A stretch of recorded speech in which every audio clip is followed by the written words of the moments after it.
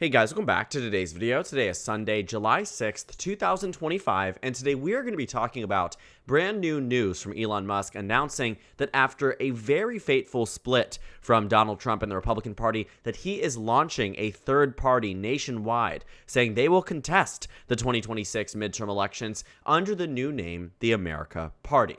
Now, Donald Trump and Elon Musk and their really, to put it plainly, beef between each other for the past few months and really the past few weeks where it really has ramped up has been something that is worth watching. Donald Trump was largely bankrolled by Elon Musk and his financial contributions in the 2024 presidential election. About $1 out of every $4 that Donald Trump spent in the last election came directly from Elon Musk. And so Elon Musk, as a major contributor, not just to Donald Trump, but in total to the Republican Party, having heavily invested in a number of Republican congressional candidates, ranging from key House races to key Senate races, Elon Musk was integral in Donald Trump's success in the last election. Now, looking forward to 2026, obviously with a lot of this animosity between the White House and Elon Musk, there does build this tension. And Donald Trump really has been ramping up the antics, recently talking to a reporter about that he might be looking into potentially deporting Elon Musk. Now, obviously, a lot of theatrics from both two very wealthy men, one, the president of the United States, the most powerful man in the world, and the other hand, the richest man in the world. So you do have a lot of contention there, and one that certainly will be interesting to watch going into the 2026 midterm elections. Because it is Elon Musk launching this third party very much as pushback to the GOP. If he was happy with the state of the United States, of the state of the Republican Party, there would be no need to launch a third party that would be, in many cases, siphoning votes away from the GOP. And now making this decision is something that I'm not necessarily shocked about, but definitely seems to be inspired by this animosity and one that could have consequential, results for the GOP in 2026. It could do a lot of damage in the upcoming midterms. And I want us to really explore exactly what a potential third-party candidacy might look like in a midterm election. The last notable third-party entrance in a race was in 1996 when Ross Perot ran as the Reform Party candidate. In 1992, he had a much more impressive showing, but he wasn't running as a candidate represented by a political party. He was an independent, categorically middle of the road, ran to the left of George Bush, to the right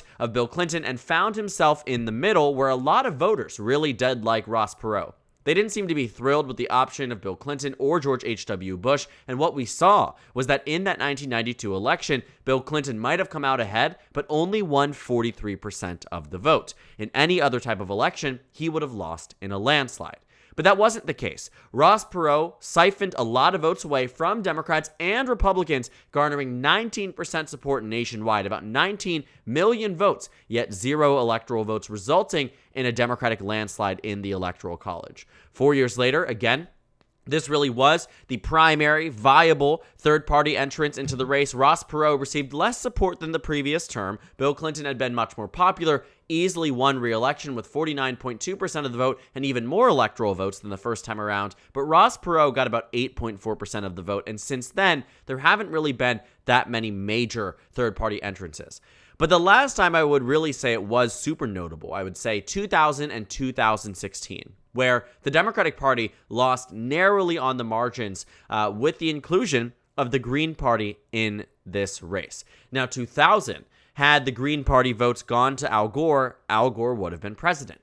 In 2016, had the Green Party candidate and voters voted for Hillary Clinton would have won the election. And so when you think about third-party voters in many cases, there have been instances where primary political parties in this two-party system, Democrats and Republicans, look to these third parties as adversarial because very often they can cause them to lose elections. Now, I think this America Party, just based on the nature of being an Elon Musk idea, is something that will primarily take from Republican votes. What we saw with RFK Jr. back in 2024 was that when RFK Jr. was in the race, it wasn't really that he was bringing over Joe Biden, Kamala Harris, whoever, Democratic voters. He was pulling from Trump's base. And that's why it was such a big get for the Donald Trump campaign to bring him into the candidacy, because they knew that without RFK Jr.'s voters, it was very possible that Donald Trump was going to lose the election. And so they did a lot. They promised him a cabinet position, obviously did pan out for Donald Trump and for RFK Jr. But the point is, that third-party candidacies have in some cases posed a very substantive threat to primary political parties. Now, with the 2026 midterms in mind, I don't think the presidential election is a great example of how Elon Musk's campaign might make a big difference. What I do think matters in the eventual, results is how it can make a difference on those states decided by the margins. To give you a general idea where we are, the Senate elections. Elon Musk already says that they will be contesting House and Senate races. I use the Senate map because I think it's a bit easier and we don't know all the House districts to talk about on an individual basis. But what I'm going to do right now is characterize just pretty much where all the states are currently in terms of partisan representation. Should bring the Democrats to about 47 seats. Nationwide, the Republicans should also be at about 53. But I want to take this, additional characterization tool. Right here, states likely to be decided by 5% or less. And you might be surprised to see that there actually are way more than you think, especially given Ken Paxton in Texas. That one I could certainly see later down the line narrowing up to being decided by 5 points or less. But to be frank, the states that will be decided by 5 points or less, in my most recent prediction, I'm thinking Maine. I'm thinking North Carolina. I'm thinking Georgia, right? I'm thinking these states that Republicans are going to heavily invest in, and arguably, so are Democrats. But the point here is that it is these three key states, only one of them has a Democratic incumbent. And if Democrats end up winning North Carolina with 48% of the vote because the Republicans are at 47, and you have about 5 points out there going to the America Party or the Libertarian Party or whoever it might be that siphons votes away from the GOP, you'll find that Democrats could come out ahead.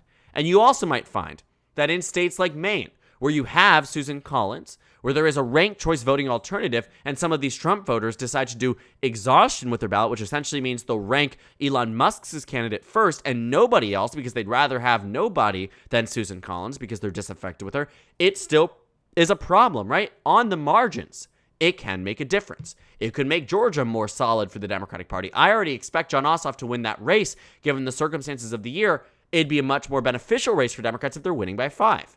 And better for Jon Ossoff's political career, right? In Maine, another state that could be decided, what we could see is that a Senate map like this that could be entirely the result of Elon Musk's new political party, if Democrats are to even come up short, could still come out ahead if Elon Musk is bringing down the GOP. Now, this is assuming a lot that the Republican courts and the Republican legislatures aren't going to try to stop Elon Musk from being on the ballot. And the reason I say that is because Republicans have tried and successfully done so in the past, and so have Democrats too. But the reason I say it for the GOP, it's noteworthy because it is the GOP who historically has suffered more on the midterm elections as a result of third-party candidates, even non-midterm elections. The 2020 Senate races, Jon Ossoff was only able to get into this position in a runoff because David Perdue was dragged down with Shane Hazel, the Libertarian, pulling a lot of those votes away.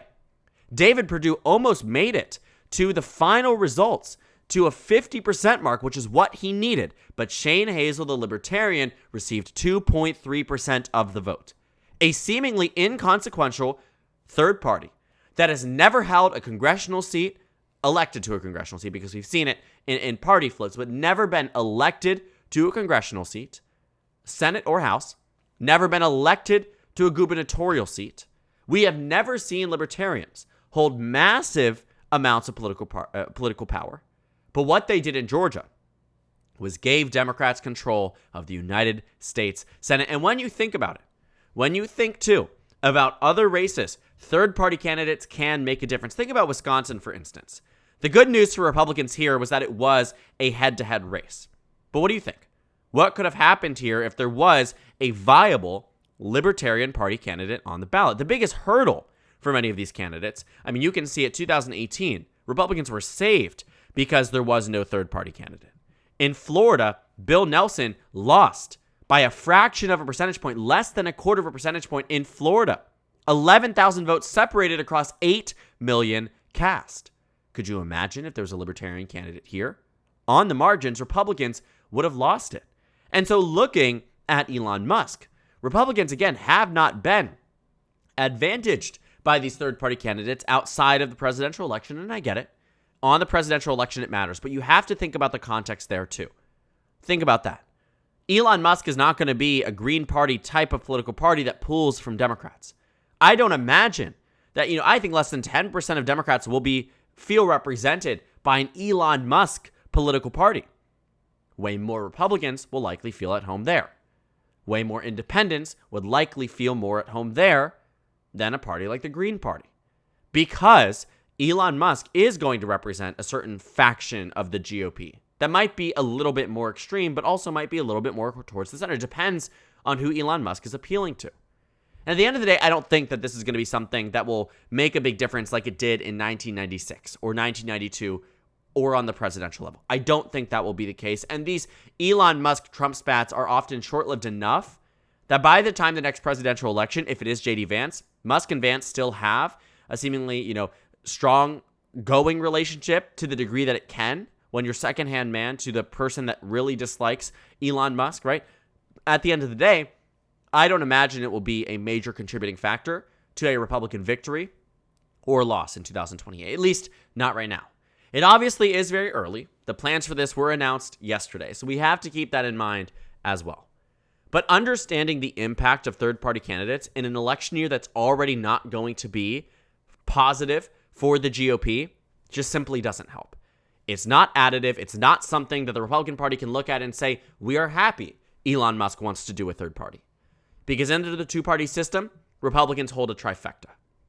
Under the two-party system, Republicans can at least hold their own in a number of key races.